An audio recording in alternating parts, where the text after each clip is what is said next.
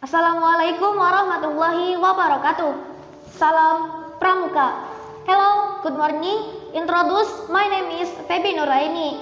I am the representative from SMP Darul Mu'alama. Will rely on COVID-19 health protocol information. Informasi tentang virus corona yang begitu berlimpah bisa jadi malah membingungkan. Maka dari itu, kita memerlukan protokol yang alurnya jelas, sederhana, dan mudah dipahami. Siapa yang berpotensi terpapar virus corona?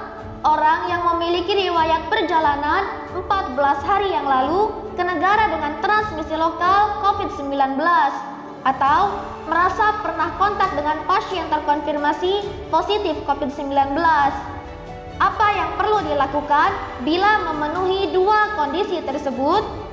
Bila Anda merasa sehat, maka dianjurkan karantina diri di rumah selama 14 hari sambil memonitor kondisi tubuh. Bila Anda merasa tidak sehat atau timbul gejala, segera lapor ke petugas kesehatan atau hubungi hotline center corona untuk mendapatkan pemeriksaan rujukan ke fasilitas layanan kesehatan. Gejala apa yang perlu diperhatikan? Demam melebihi 38 derajat Celcius, batuk atau pilek, sakit tenggorokan, sesak, atau gangguan pernapasan. Apakah perlu langsung datang ke fasilitas layanan kesehatan? Bila gejalanya ringan, utamakan hubungi hotline center corona atau rumah sakit rujukan terdekat untuk mendapatkan informasi mengenai langkah selanjutnya. Sambil mencari informasi, ini yang perlu dilakukan. Tetap hindari keluar dari rumah, istirahat yang cukup, banyak minum air putih dan makan makanan yang bergizi, mempraktekkan kebiasaan bersih seperti cuci tangan dan membersihkan area-area yang tersentuh permukaan tangan. Gunakan masker agar percikan dari batuk atau bersin tidak mengenai orang lain, bahkan di dalam rumah sekalipun. Kapan harus mencari bantuan medis tambahan?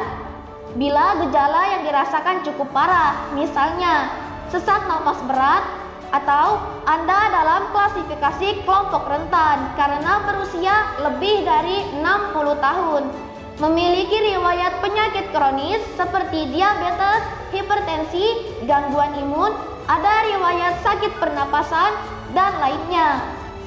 Apa yang perlu dilakukan bila gejala terus berlanjut dan harus ke fasilitas layanan kesehatan? Gunakan masker saat keluar dari rumah. Praktekkan etika batuk dan bersin yang benar dengan menutup dengan siku atau tisu. Hindari menggunakan transportasi publik.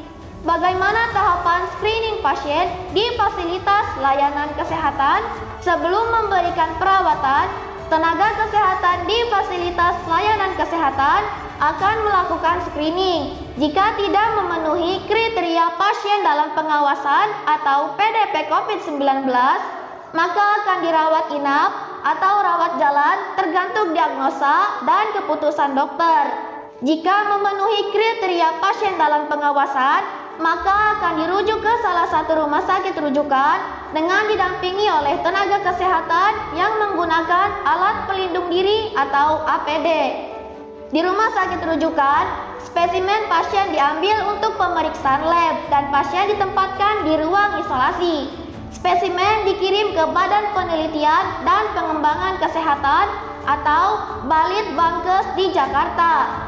Hasil pemeriksaan pertama akan keluar dalam 24 jam. Jika hasilnya negatif, maka pasien akan dirawat sesuai dengan penyebab penyakit. Jika hasilnya positif, maka pasien dinyatakan sebagai penderita COVID-19. Diambil sampel setiap hari dan baru akan dikeluarkan dari ruang isolasi jika hasil pemeriksaan 2 kali berturut-turut hasilnya negatif. Itulah informasi dan protokol kesehatan dalam masalah COVID-19 yang perlu diikuti oleh masyarakat. Finally, maybe that's all I can say. I want you to forgive me if I make a mistake in my speech. Thank you for the attention we've been given. Wabillahi taufiq wal hidayah.